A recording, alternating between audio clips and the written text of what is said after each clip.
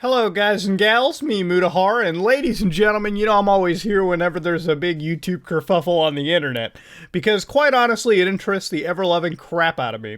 Now, ladies and gentlemen, a day ago, 2 days ago, PewDiePie got a big old strike. Yes, one of the biggest YouTubers on the platform received a good old juicy strike, and it wasn't just a strike that was normal or anything, it was one of those harassment and community guideline strikes. Now, to me, the harassment policy on YouTube is a bit vague, but I understand why YouTube implemented it. You know, before it was the Wild West, now it's the Wild West, but with disclaimers and legal notices everywhere you fucking go. Now, to be real with you, before we get into it, I just want to say PewDiePie versus CocoMelon. There's already, like, you know, live streams detailing the sub count, so, you know, if you wanted to catch up with the sub count nonsense, CocoMelon one day will beat you, PewDiePie. Okay, that's a fact right there.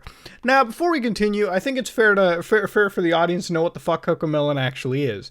Now, the embryos in the audience might know. The 2-year-olds in the audience might know. But CocoMelon is a very innocent channel of nursery rhymes and 3D animations. There's nothing really all that special to it.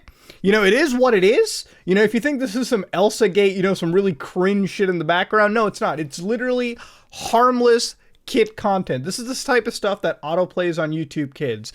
Now, it has about 105 million subscribers, so the kiddies definitely love it. View-wise, the kiddies definitely love it. They definitely leave it on.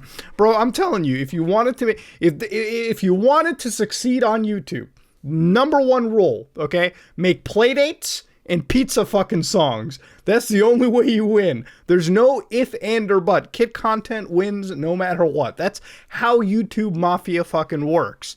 Now, to understand, because this is a 105 million subscriber channel, if you go to any one of their, like, social media, like, systems, you'll notice there's a stark fucking drop-off on followers.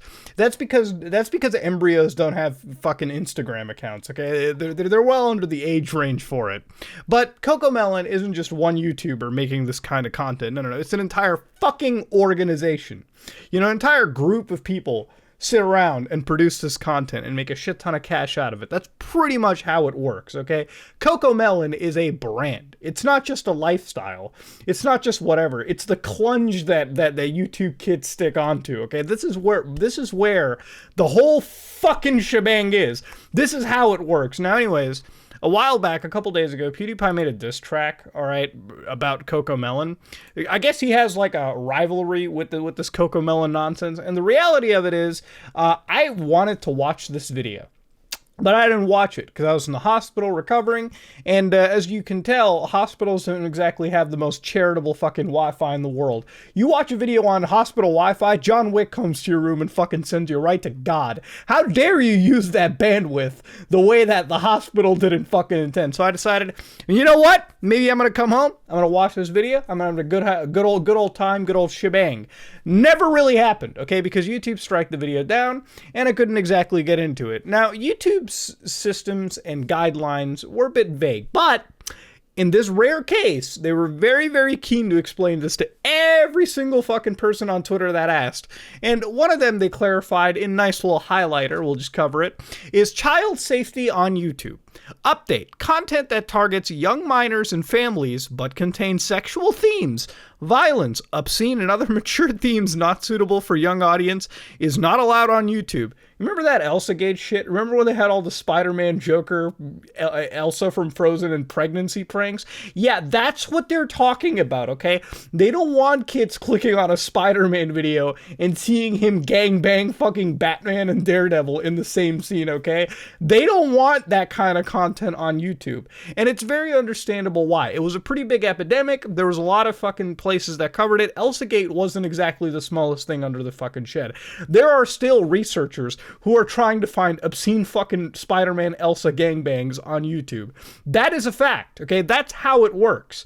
Now, I can understand why YouTube implemented this system, and I absolutely, wholeheartedly fucking congratulate them for it. Now, then they've got the harassment and cyberbullying policy, okay? This is the wild one. Repeatedly encourages abusive audience behavior. Which, this is why a bunch of people have fucking disclaimers, because nobody wants anybody to harass anybody in the internet. Internet harassment is really wrong. It's really cringe, it's really stupid, and if you actually participate in it, you have to like take a step back mentally and realize, wow, I'm a real fucking loser.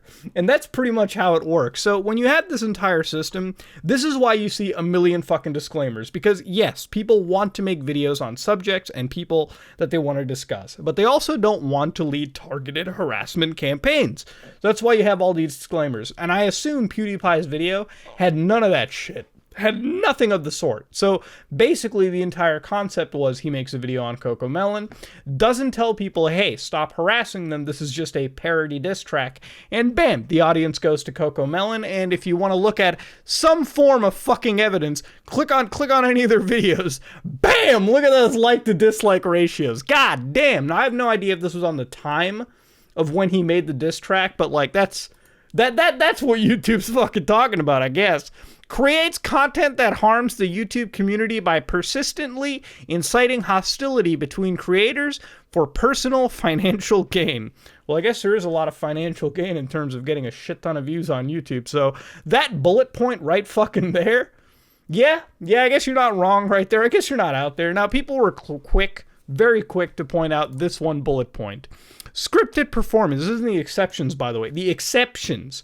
Scripted performances, insults made in the context of an artistic medium such as a scripted satire, stand-up comedy, or music, such as a diss track. Basically, the diss track that we were just talking about, or, you know, you could be a late-night talk show host and just shit on anybody you want. But there is a note. This exception is not a free pass to harass someone and claim, I was joking, lol. So I don't really understand the fucking exception. Like, you gave the exception, but the note is like, yeah, you have it, but you don't, motherfucker. We decide what it is. And that's pretty much what it came down to. Now, I want to say for the record, I don't agree with these decisions. I really don't.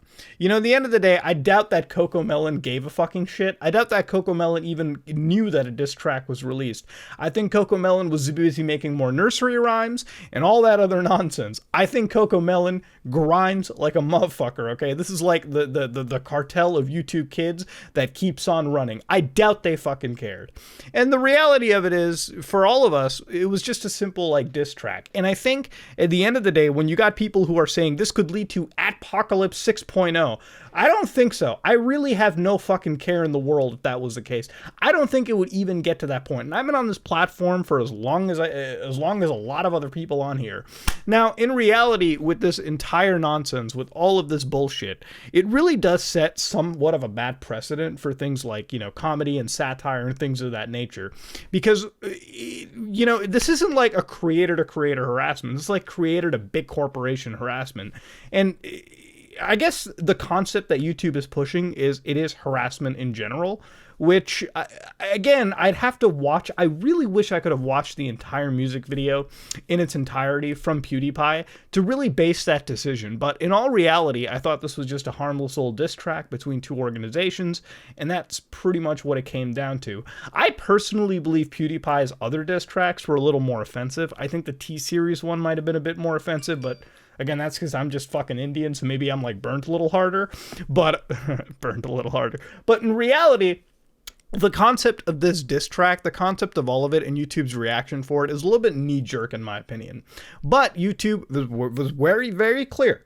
And I think the concept here is that if you're going to make content on YouTube and you're going to make diss tracks from adult to adult, because YouTube will not tolerate any nonsense involving children.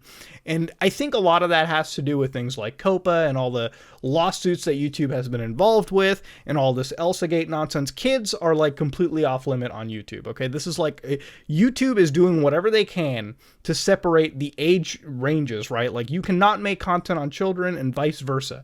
That's pretty much how it works. YouTube looked at this situation as if kids were going to click on this diss track and pretend, wow, maybe I'm watching a CocoMelon video. Oh shit, PewDiePie said, fuck, mom, come over here, this guy on the internet said the F word. And then that's pretty much what I think YouTube was all about. So yeah, do I think it's stupid? Hell yes. Do I understand YouTube's decision? Actually, yes, I do. And as much as it pains me to say that, fuck. This is me, Mudahar, and if you like what you saw, please like, comment, and subscribe. Dislike it if you dislike it. I am out.